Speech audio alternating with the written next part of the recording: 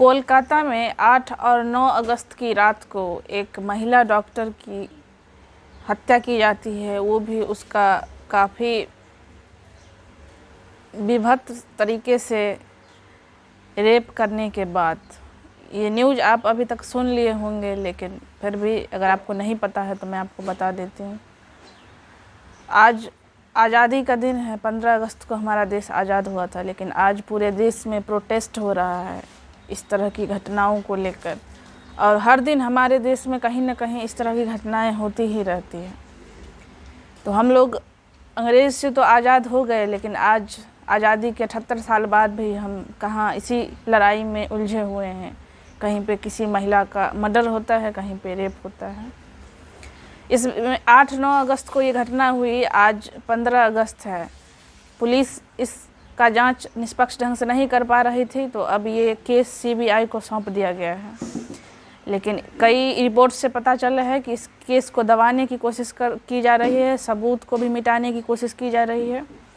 और इसमें पता चल रहा है कि कई पॉलिटिकल लोग भी शामिल है इसमें। जो एक सस्पेक्ट पकड़ाया है उसका होगा कुछ नाम, जो उसका बताया जा रहा है कि वो किसी भी पार्टी का मेंबर है, इसके कारण इसको बचाया जा रहा है। और इसमें और भी बड़े लोगों का शामिल होने की आशंका है, इसलिए इस केस को दबाया जा रहा है।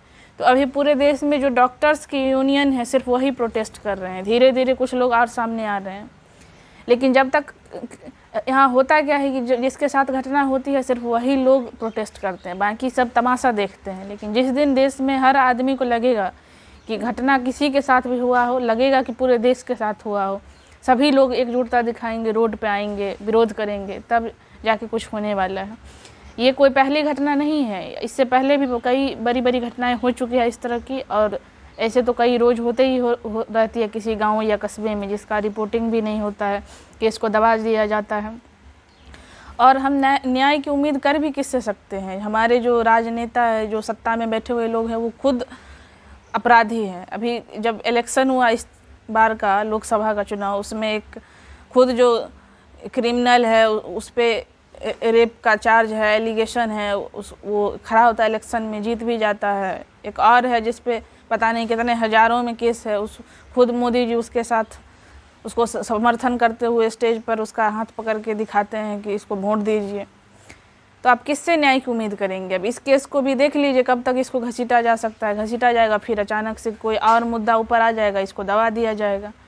और हमारे अगर इस तरह की घटना होती है तो लोग तुरंत बीजेपी, कांग्रेस अपने अपने पॉलिटिकल पार्टी पे आरोप, जहाँ पे जिसकी सरकार रहती है, विरोधी वाले पे आरोप लगाना शुरू कर देते हैं।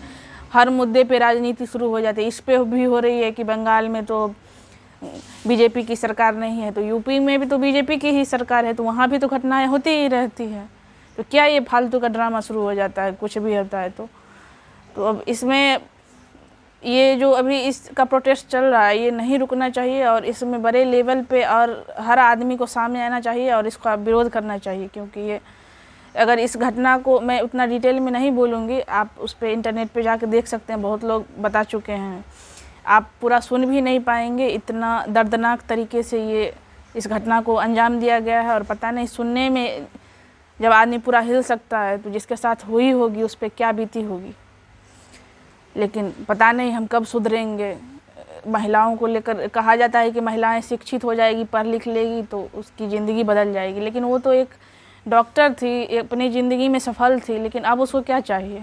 और जहाँ पे कोई एक लड़का भी रहेगा, अगर उसको 8-10 आदमी घेर ले तो वहाँ पे वो क्या कर लेगा? कितना कोई पहलवान हो सकता है? तो ये हमारी मानसिकता की भी बात है। इस पर आचार्य प्रशांत भी काफ़ी डिटेल में कल चर्चा हुई उनके चैनल पे। तो उनका भी यही कहना है कि जब तक सोसाइटी में लोगों का एटीट्यूड चेंज नहीं होगा महिलाओं के प्रति, और ये एटीट्यूड चेंज कब होगा? जब शिक्षा व्यवस्था में बदलाव किया जाएगा। बचपन से ही बच्चों के दिमाग में ऐसी शिक्षा दी जाएगी, उसका नज़रिया दुनिया के प्रति बदलेगा, महिलाओं के प्रति बदलेगा, तभी ये हो सकता है। कानून के डर से कोई कब तक नहीं करेगा? जब मौका मिलेगा तो कर लेगा। डर से नहीं करना कोई इलाज नहीं है। जब आदमी खुद इतना सिंसियर हो जाएगा कि वो अपनी मर्जी से अगर उसको छूट भी मिले तो वो नहीं करेगा, तब बदलाव आने की संभावना। नहीं तो कानून के डर से बहुत बदलाव नहीं लाया जा सकता है। लेकिन फिर भी अभी जो स्थिति है उसमें अभी यही हो सकता है कि कड़ी से कड़ी सज़ा देनी चाहिए जो भी अपराधी हैं।